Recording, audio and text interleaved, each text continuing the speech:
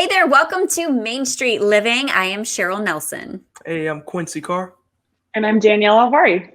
Good to see you both today. And today we're doing a lot of celebrating because this is Hispanic Heritage Month. And guys, it's so important not only to recognize that, but also recognize our own heritages as well. And that is absolutely true, because not too long ago, ladies, I just found out that I had ties to it's like several different Indian bands of the Cherokee Nation out of like East Texas. So it's like between Dallas and the Louisiana state line. And it was before the Cherokee Indians had migrated up to Oklahoma. So I had no idea until my cousin informed me of that. So very interesting. Wow, so cool. That's neat. And Danielle, what about you? Well, my grandmother was Pennsylvania Dutch, and I love funnel cakes. So I think like that's a cultural tie that's really important to me. Yeah, you know what? I love it. The food. I'm half Italian, and so growing up Italian family, it's all about the pasta and the bread. Oh my gosh, pasta everywhere, and you got to clean your plate. Have seconds, have more. I know. If you go to like dinner at an Italian family's house, you better be hungry. You got to eat everything. Yes. If you don't, and then the wine is a big thing as well, and the olives. I love the olives, guys. And speaking of food, that's just one part of heritage and Hispanic Heritage Month, and we're talking about a lot today, and a fun festival in an unexpected location, and a cool radio station. That's right. And we're also talking to an attorney helping immigrants, and we're going to witness Hispanic communities getting assistance somewhere on the West Coast out there. We'll also get to look at some beautiful Hispanic art in the form of masks. But first, what exactly is Hispanic Heritage Month? That and more coming up right here on Main Street Living.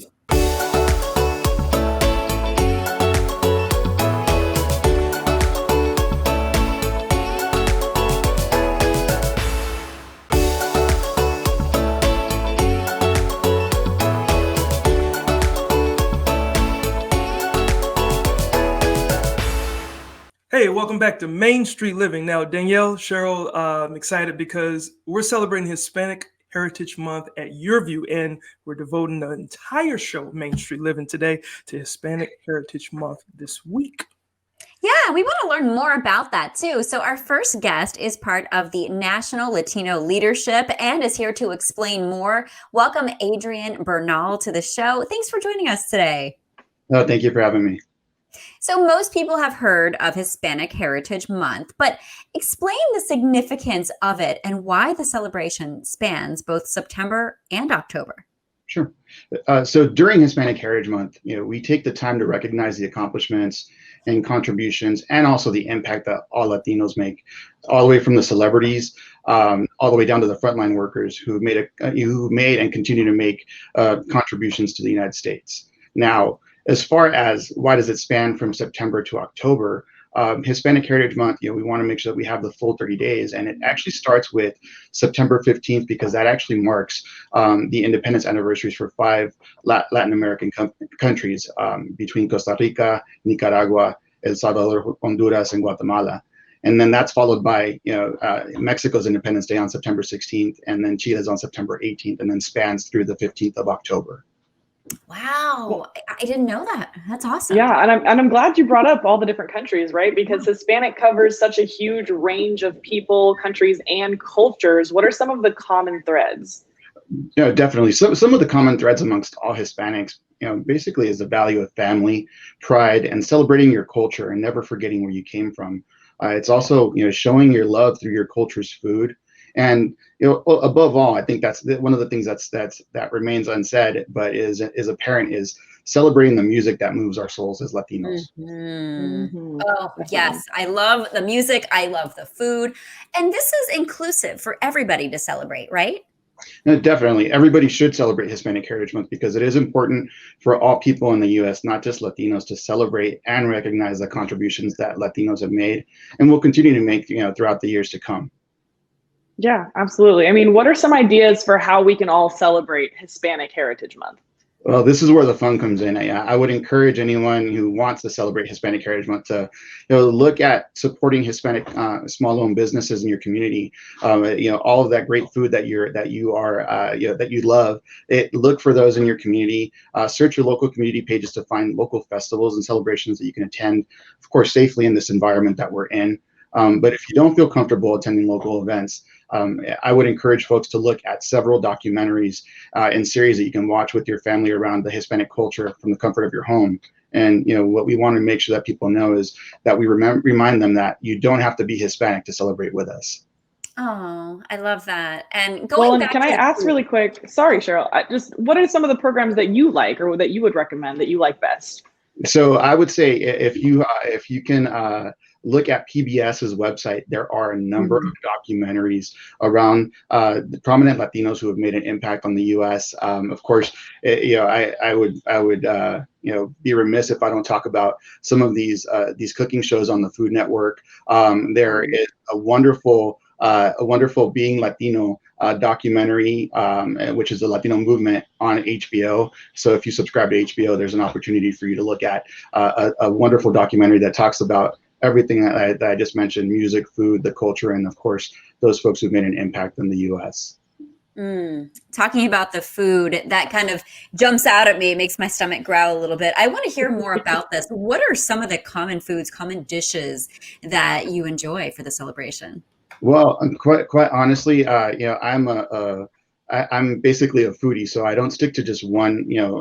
I'm Mexican, so I don't just stick to Mexican food. I love eating pupusas. I love, of course, arroz con gandules, the tamales. My mom taught me how to cook pretty much every dish that she cooked for me as I was growing up. So, I can make pozoles, enchiladas, chiles rellenos, everything that you can think of.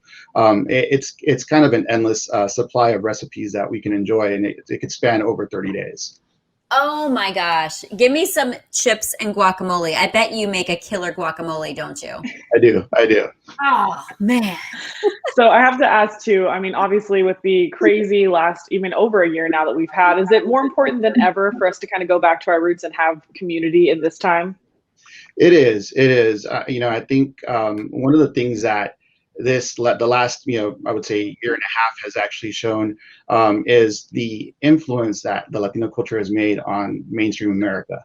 We've talked about food quite a bit, but not only food, but also music, fashion, and business. And the thing that I try to remind folks is those impacts haven't come without sacrifices, right? They have not come without sacrifices. Most Latinos have a similar story, of coming to this country, or being a first generation born in the United States. And for me, it's important to celebrate, not only, during this month, but throughout the entire year, just because of the fact that, my parents came here as immigrants, they became naturalized citizens, and they worked hard to give our family the opportunities to succeed. And those are the types of stories that, don't get told about, quite often. You hear about all these celebrities, but not the everyday frontline workers that come here and make an impact. So for me, honestly, that's one of the big things that I like to focus on during Hispanic Heritage Month, is telling those stories to our non-Latino friends, so that they understand the impact we make. And that's what I was thinking is why should we all care about this? And I think you just answered that. Is there anything you'd like to leave us with before we go? Well, I would say if anyone wants to learn about Hispanic Heritage Month and why we celebrate it as a country, I would encourage you to go to HispanicHeritageMonth.gov. There's a lot of great resources there to be able to learn about why this month is so important, but also to learn about how you can get involved, especially if you want to make an impact on the Hispanic community in the areas where you live. Mm-hmm. Oh, well, thank you so much. We so appreciate you making the time, and especially during Hispanic Heritage Month. But yes, important to celebrate all year long. Definitely. And thank you so much for having me on. All right. Well, we are going to continue to celebrate Hispanic Heritage Month in this show. Next up, masks with a meaning. They are beautiful.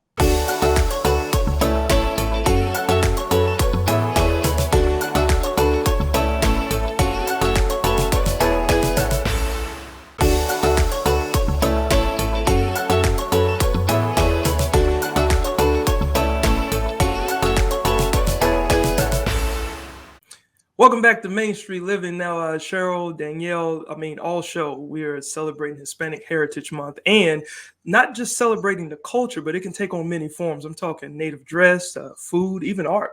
Yes, and I'm so glad you brought up art, Quincy, because Zarco Guerrero creates beautifully detailed clay masks to acknowledge his rich Hispanic heritage. His work is beautiful. Check this out.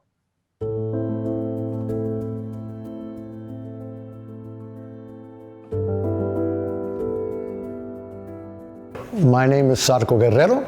I'm from Mesa, Arizona. I'm a Chicano artist. I do sculpture and I do mask making, and I celebrate our vibrant cultural diversity here in the Valley.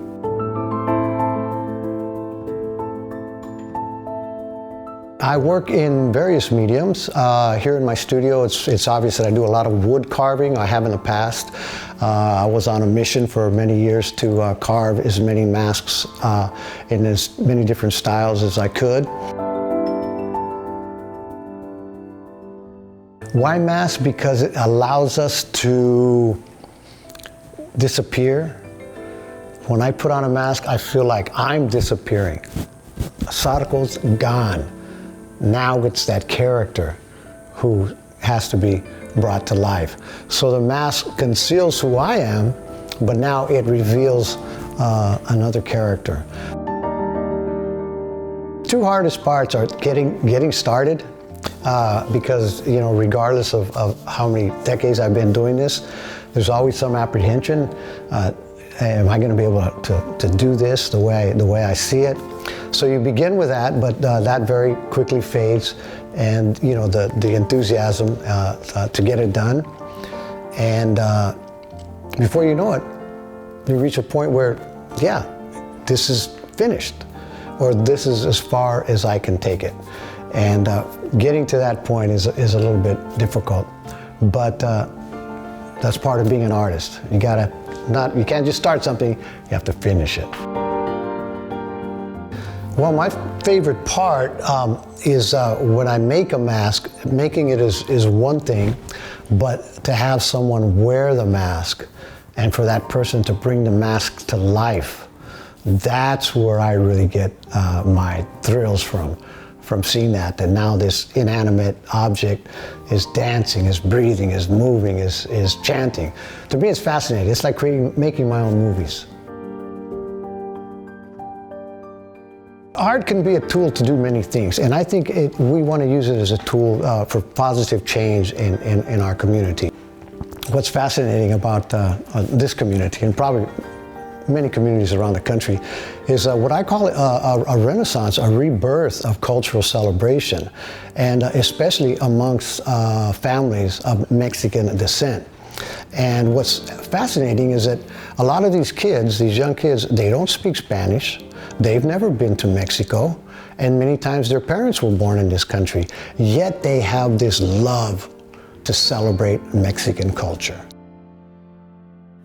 You guys, I love what he said there at the end, the rebirth of cultural celebration. I think it's just so important and powerful for people to know where they came from and a lot about their culture. Yeah, I think so too. And just seeing the artwork there in the masks, so talented. It's so cool that they do that. Yeah, because he also said that he loves his work, but he gets a thrill when he sees others wearing his art. Like I thought that was very inspiring as well. And it's important for you guys to know Zarco and his wife Carmen celebrate their Hispanic heritage through their charities, and they invest a great deal of time sharing the culture with young teens through workshops and dance performances. So you can check out more of his work by going to zarcmask.com. All right. Well, Quincy, Danielle, we're going to continue this celebration today. And coming up on Main Street Living, we are taking you to Arkansas to see what they're planning for Hispanic Heritage Month. Stay with us.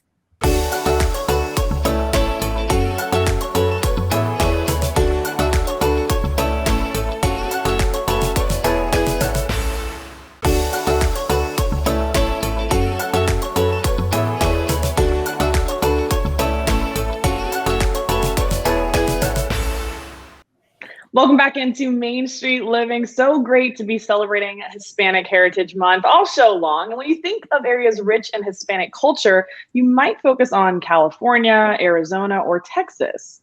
Yeah, so true. But get this Sunday, there will be an incredible Hispanic Heritage Festival in Fayetteville, Arkansas. Michelle Cothern-Smith is here with details. Welcome to Main Street Living. Thanks for joining us. Thank you for having me. Okay, this is really, really cool. Arkansas, I've been there. It's a fun place, and I'm glad that you guys are gearing up to do this. Talk to us about the festival and what's going to be going on. So this will be we're providing a unique opportunity for people to just come and celebrate that community with recreation, arts, and so we have a lot of events. If you'd like for me to share what those are, I'll be happy to. Well, sure thing. Well, in addition to the events that we definitely want to hear from, like what are some of the events and the entertainment that will be featured at this year's festival? So we'll kick off the weekend with a men's and women's soccer tournament that will be held at Lake Fayetteville, sponsored by Lewis Automotive Group. And so we'll have, I think there's 15 teams there. And then on Sunday at the event itself, the mayor of Fayetteville will read a declaration proclaiming Hispanic Heritage Month in Fayetteville. We'll have a parade of nations, live entertainment, over 60 vendors with food and arts and crafts, a dance contest. We will be giving free COVID vaccines. So if you're not vaccinated, come on down. Those are free. You don't have to register. Just a lot of things going on, a car show. So something for everyone. Yeah, you've got a lot going on there, and it's so important to recognize different cultures. What made you want to do this and decide to do this in Arkansas? So we looked around, and there wasn't a lot being offered in that arena. And so we just really wanted to celebrate and pay tribute to the generations of Hispanic Americans who are making such an impactful contribution to our community. Yeah, and when it comes to the community, just in many communities all over the United States, some people are extremely sensitive to the things that have been going on, but why is it so important that all cultures are represented and celebrated in Northwest Arkansas? Well, at the Chamber, we are really impactful when it comes to equality and inclusiveness and diversification of all ethnicities. We want everyone to feel welcome, regardless of your background. And so the Hispanic American community is the largest ethnic group in the United States. And so a lot of people don't know this, but in our region, it's the fastest growing and second largest demographic in Northwest Arkansas. So why would we not celebrate? Oh my gosh. Yeah. And speaking of celebrating, something else I heard is something to celebrate. Are you guys giving out some scholarships? We are, yes. So First Security Bank has teamed up with us, and we're offering 2 $1,000 scholarships to graduating seniors in Hispanic Latino communities. And so they can go to our website and find that application, and then there's a process. So we're asking them to kind of just briefly in an essay describe what Hispanic Heritage Month means to them. Oh, yeah. So 100% of our net profits go back into our community. Mm. Yeah, and I truly believe that it just makes it strong, especially when you have, like this family gathering type of feel, and obviously it's a family friendly event. So is there a cost to attend? No, there is no cost to attend, and we're so happy to be back in person this year after having a virtual festival. You can imagine the challenge of that, but we did pull that off. But yes, we'll be down on the downtown Fayetteville Square, which is historic, thanks to our founding sponsor, Walmart and Sam's, and then our presenting sponsor, T-Mobile and Lewis Automotive Group, and the other hundreds of sponsors that have made this possible to be a free family fun event. So, yeah. And is this open to everybody? And are you hoping that people take away something from the festival? Yes. I mean, it is not just for if you're Hispanic, Latino, it's for everyone. And Fayetteville, that is something that we're really proud of. When we do events and festivals, it is very inclusive. So we hope that we'll all come together. And when they walk away, they'll just have a better understanding of what the Hispanic community and the contributions they've made in our area. So, yeah, open for everyone. Yeah. So, Michelle, like what has been some of the best moments of this festival that you witnessed? Oh, I just think this community of people are very near and dear to my heart. They're a very joyous people. They're so appreciative that they're being recognized and celebrated, and it's just a lot of fun. It's a very festive, happy, dancing in the street type event. Oh, and before we go, is there anything that you think people will learn that maybe will surprise them? Oh, I think so. I mean, just the culture in itself. And we do salsa dancing, and didn't know how to do that a couple of years ago. So that's fun. Neither. Yeah. You might pick up, I mean, I've got hola and buenas noches and buenos dias, but other than that, you might pick up a little bit of the language. Yeah, it's such a joyous, fun event. I don't think you'll walk away. I think you'll walk away a better person just from being there. Yeah. Awesome. It sounds like a lot of fun. It's wonderful you guys are doing that. Yeah, we're very excited. All right. And awesome. And really quick, where can our viewers get more information about the festival? Yes, so you can visit our website, NWA Hispanic Heritage Festival.com, or the Fayetteville Chamber website, which is FayettevilleAR.com. Awesome. All right. So Michelle, thank you so much for everything you're doing. And thanks for joining us today on Main Street Living. It's been a pleasure. Thank you for having me. No problem.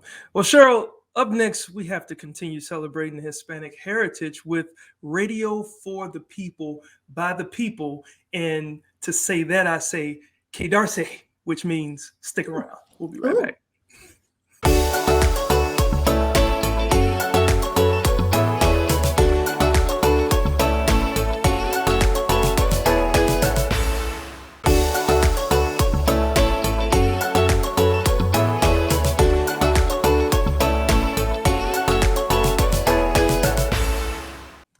Hey guys, welcome back to Main Street Living. Now, Cheryl, you probably know this, or maybe not, but right here where we live in Hampton Roads, Virginia, there is only one Hispanic radio station. And for 15 years, listeners have been tuning in to DJ Mangu and also Ricardo. Yeah, so cool. And recently they got an offer they couldn't refuse. And in addition to being on-air personalities, they are now running the station with a focus on helping the Latino communities they have been proud to serve all along. Take a look. 103.3 Chumanito Frío con Mangu Power te acompaña, señores. Gracias por estar con nosotros. Feliz tarde. Espero que le esté pasando chévere. Everyone knows me as Mangu. I am from the Dominican Republic. I've been here since 1996, where I joined the military. I've always been in love with radio, so I figured that in 2006, 10 years after joining the military, it was time to get out and do what I really wanted to do, which was entertain people. En la costa oeste vamos a salir. Allá sí dejaste tú un par de líos que habría que resolver. Varios líos. Allá sí varios líos que habría que resolver. Yo ya no me llamaba Ricardo Alegría. ¿Y cómo te llamaba? Angler Beaker me llamaba. Our afternoon show, I think it calls for somebody to wind down. If you're going home from work and you had a crazy day, you want to laugh, you want to relax, you want to enjoy. When you get home, the bad news is still going to be there on TV. So while you're driving home, I want to make sure that you go with a smile. En el día de hoy, aquí está mi compañero Moisés Hernández. ¡Órale, güey! ¡Órale, güey!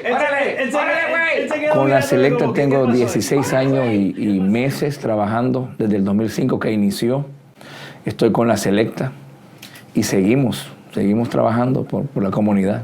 Bueno, nos sentimos muy agradecidos de poder tener la oportunidad de ayudar a la comunidad latina aquí en el área de Hampton Roads. ¿O no tienes miedo tú que le debas a alguien allá en New York cuando fuiste a estudiar y esta Mangu esa me debe? Yo fui un marinero muy leal, ¿ok?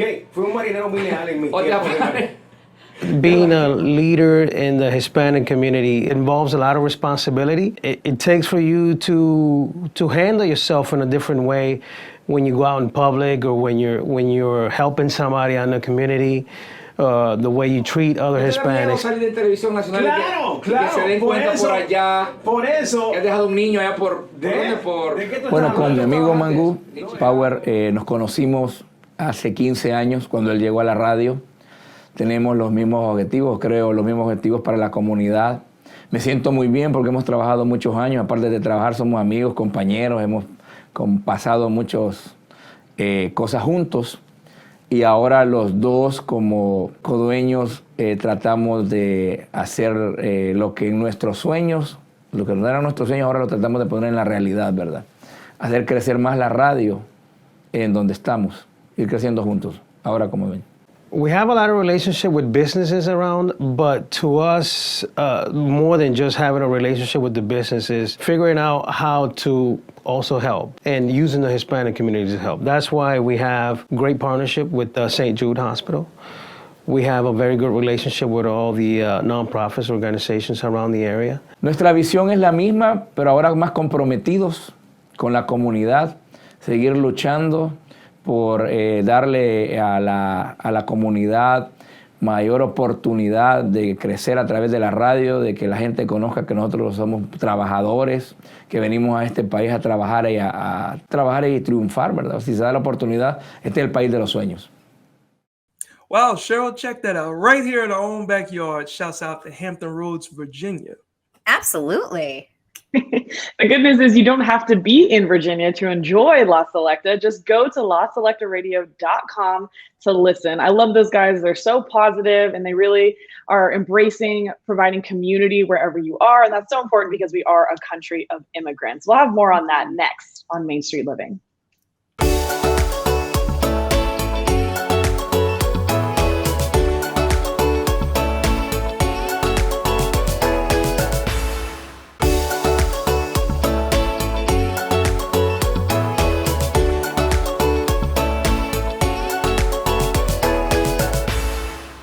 Welcome back to Main Street Living. Danielle, Quincy, great show so far. And I got to ask you guys something. You think there are times in our lives when we all need the guidance of an expert? Yes, daily, trying to get out of bed. Yes. Agreed. But no, on a serious note, if you're involved in an immigration case in this country, you really need a professional to help you through that very complicated process. So our next guest specializes in immigration law in Virginia. Please welcome Hugo Valverde to Main Street Living. Hugo, thanks so much for making time for us today. Oh, no problem. Great being here today with you guys.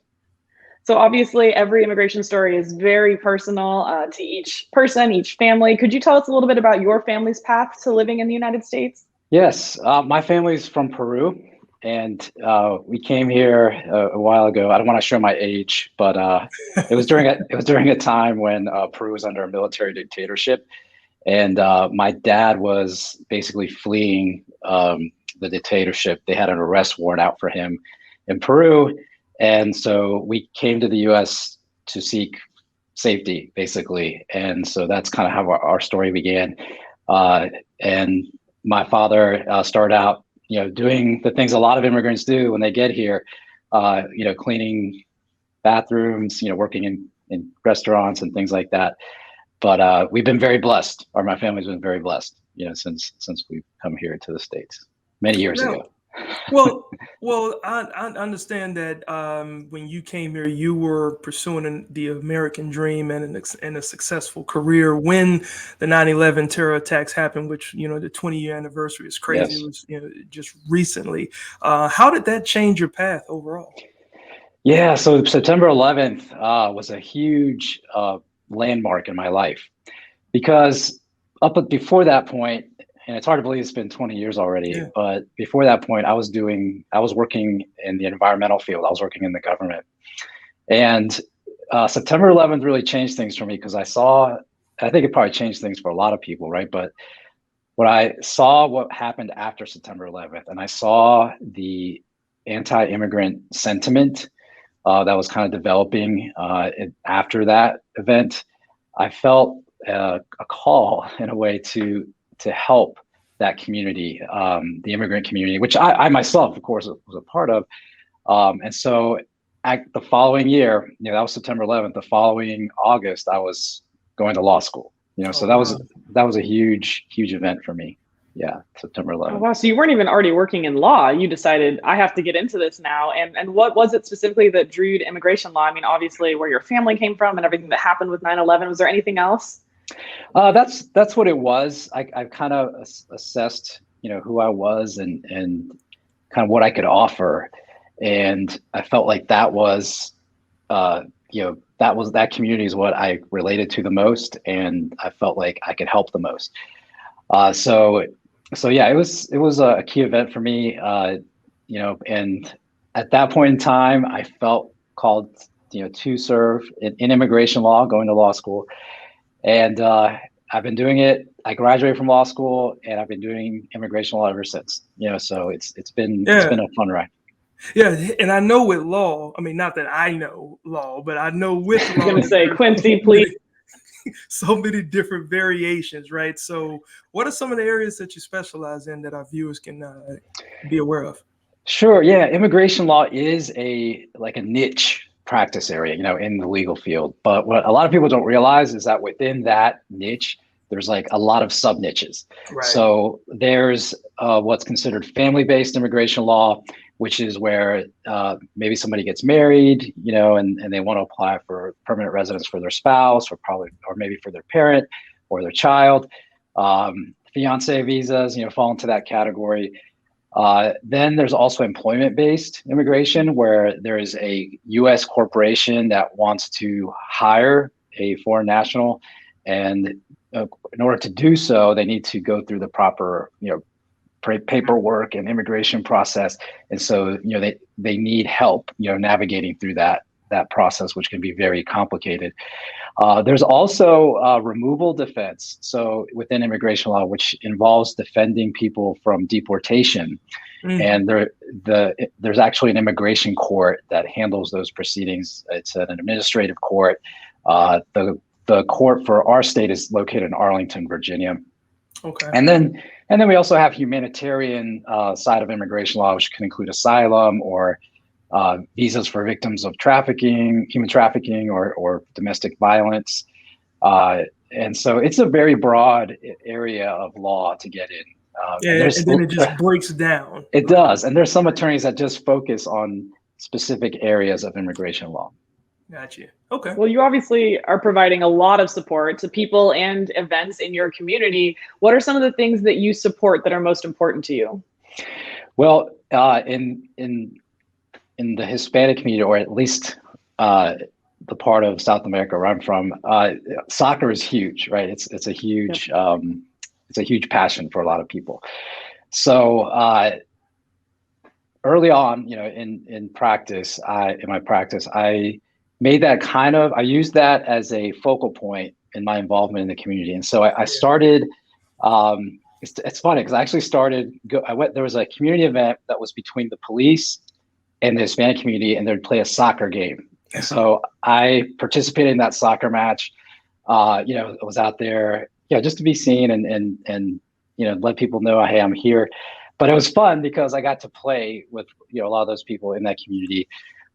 Then from there, and so I've done a couple of those events. I met a coach, the soccer coach for Virginia Wesleyan University, which is a university here in Virginia Beach.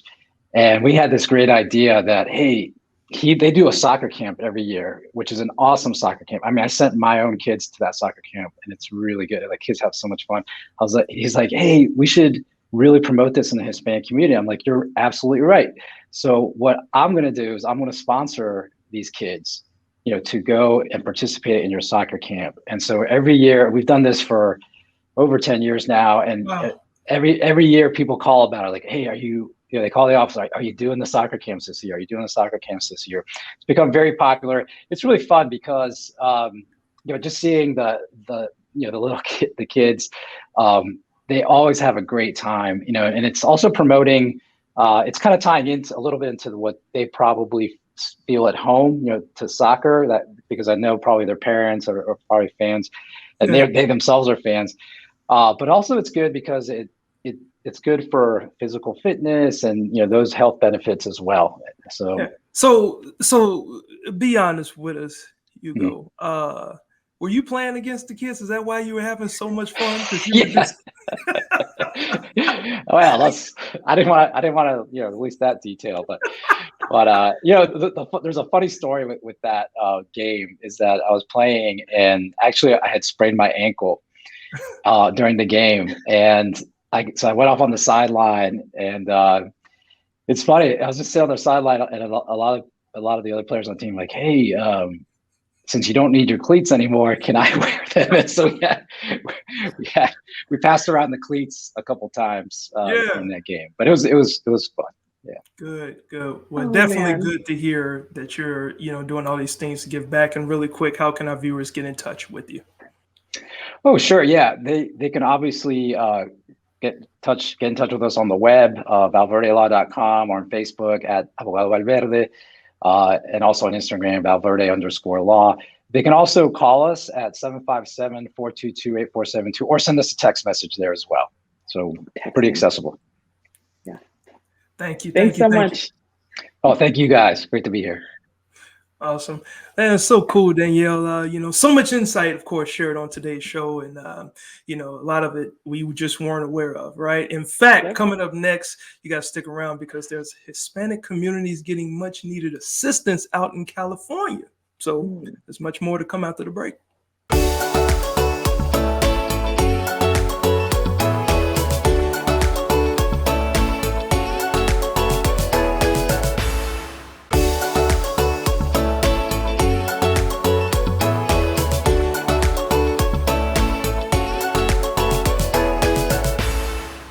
Welcome back into Main Street Living. For 50 years, the Chicano Federation of San Diego has been helping the community by providing childcare, early childhood education, and affordable housing.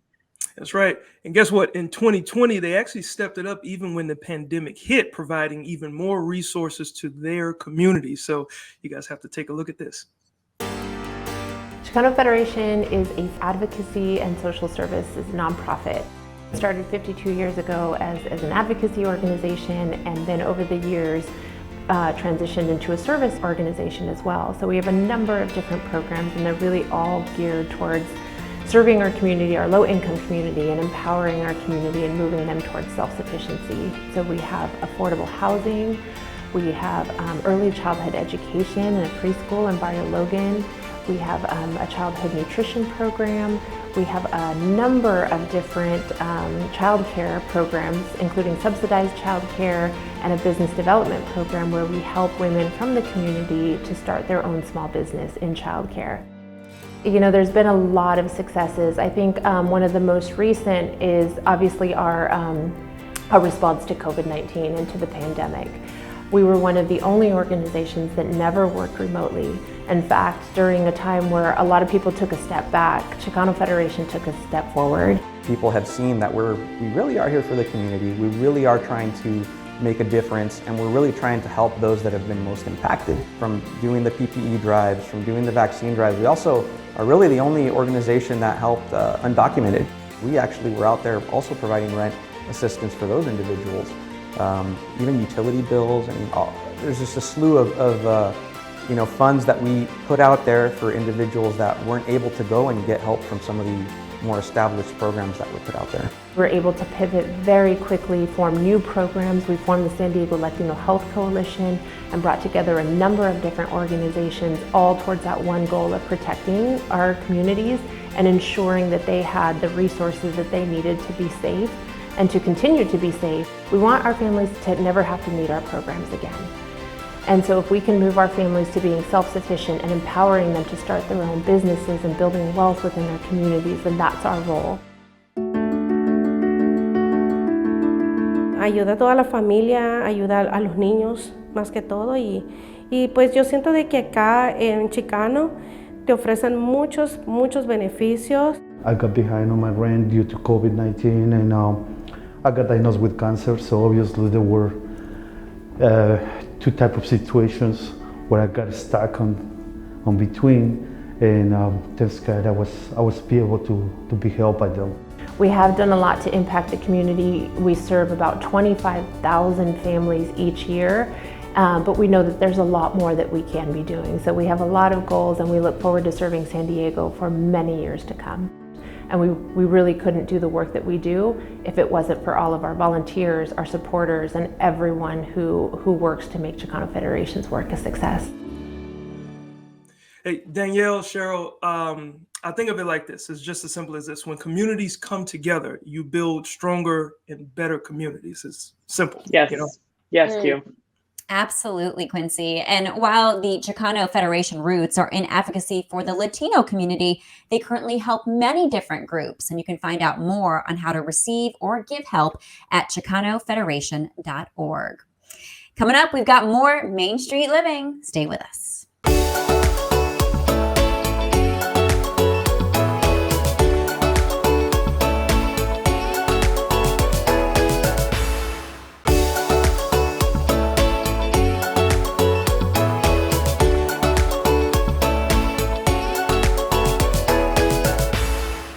Welcome back into Main Street Living. Quincy, Cheryl, it's been so fun celebrating Hispanic Heritage Month all show long, but we're going to keep celebrating all month long. And remember, you can find out more about Hispanic Heritage Month at hispanichheritagemonth.gov. It's so fun to learn about different cultures, guys. Yeah, at all times, to be completely honest, because it's just like Michelle said in the earlier part of the show, you know, it's always good to celebrate everyone and make sure everyone is included. So speaking of included, make sure that you include yourself on our Cox Contour app by checking out this episode and many of our other episodes as well. And we have brand new episodes of Main Street Living Mondays, 9 p.m. local time. So make sure you join us then as we take another stroll down Main Street.